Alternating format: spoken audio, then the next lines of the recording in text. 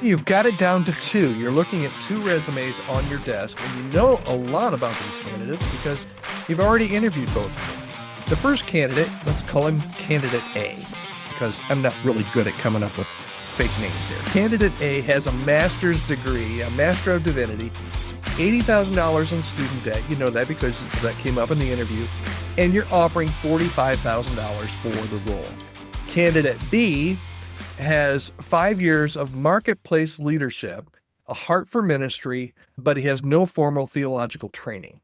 Now, 10 years ago, this was a pretty easy choice to make. Today, not so much. The ministry training pipeline is shifting under our feet, and that's what we're talking about today here on the podcast, the Healthy Church Staff Podcast. Hi there. Welcome to my Friday, if you're listening on the day that this podcast is released. My name is Todd Rhoades, one of the co-founders over at chemistrystaffing.com. I'm really glad that you're here. So the ministry training pipeline, as I said, has really been shifting under our feet for the past few years, and pretending that it's not happening will not help you or your church. So let's talk about the math. We've been talking about the math of hiring, particularly when it comes to students that have gone to seminary and have a lot of debt. So we're going to continue that and finish out this series today here on the podcast. Seminary costs have tripled.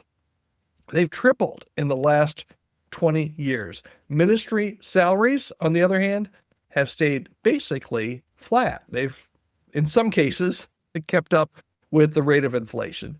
But here's what has happened over the past 25 years. We've asked people to go get a $60,000, $80,000, $100,000 degree, go into $60,000, $80,000, $100,000 in debt for a $40,000 to $50,000 job. And the math just doesn't work anymore. And the people who can afford it often aren't the ones that you most want to hire. We've accidentally created a system over the years that selects for privilege, not for calling. So, meanwhile, something else has been happening outside of the church in the marketplace.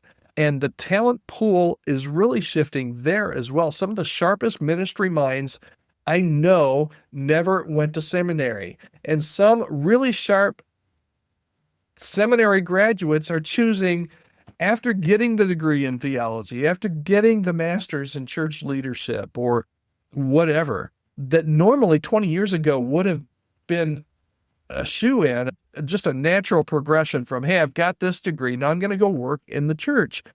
And I know some really sharp people that are getting seminary degrees that are just figuring out that, hey, if I take a job at a church, I'm never going to be able to pay off even the student debt loan that I have. And they end up taking a job in the corporate world with that seminary degree.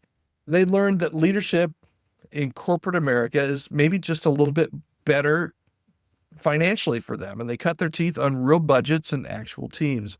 Some of these, they're sharp people. They understand systems. They understand people development. They understand organizational health, and you don't necessarily need to go to seminary, although seminary can help in many of these situations.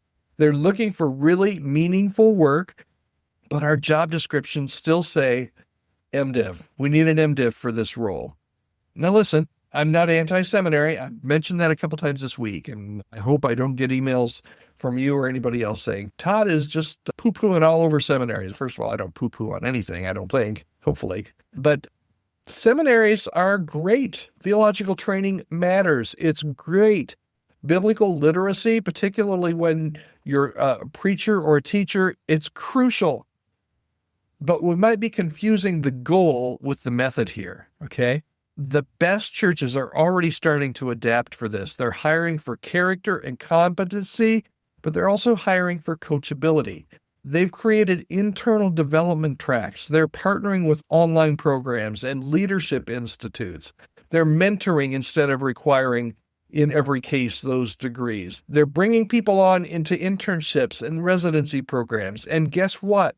Churches that are leaning in and doing this and not necessarily requiring those seminary degrees, again, not against seminary degrees. I'm against the debt that comes from seminary degrees, though. The churches that are looking at the third way, their teams are actually thriving. Now, what this means when we don't adapt, okay, we talked a little bit about how things have changed, particularly the last 6 years. What happens, though, if we don't adapt to this changing market, this changing landscape of seminary degrees going up 3 times and church salaries staying about the same? If we don't adapt, you keep waiting for that perfect candidate who doesn't exist. And a lot of times they don't exist. They exist, but they can't come to your church because they can't afford to.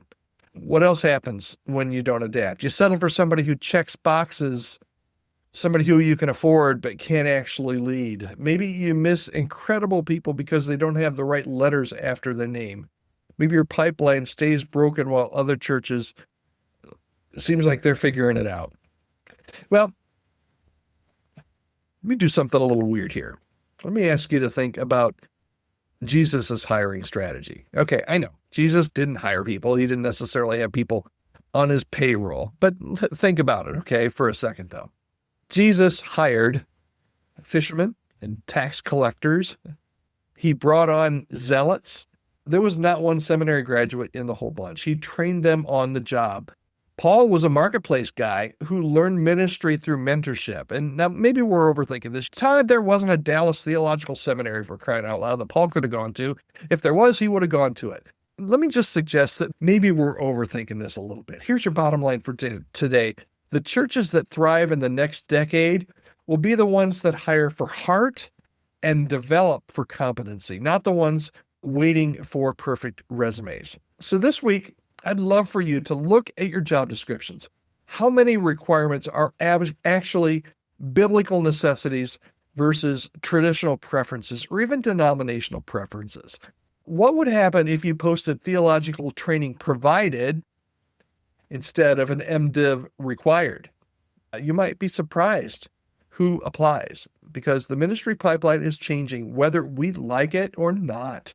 And if you haven't hired at your church for the last 5 or 6 years or 10 years, and you start to hire, you're looking for a new position, let me tell you, as somebody who does this full time, the landscape has changed. It is not going to be the same hiring today as what it was 10 years ago. It's just not. The question is, will you adapt with it or will you get left behind? I hope this is helpful. And if you don't know how to adapt, you're like, Todd, man, we've not hired for the last 10 years. I don't know how it's different and I don't know how to adapt. And yeah, I want an MDiv or I want a doctor of theology for our next senior pastor. And you're telling me I might not be able to get it for what I can pay? What I'm telling you.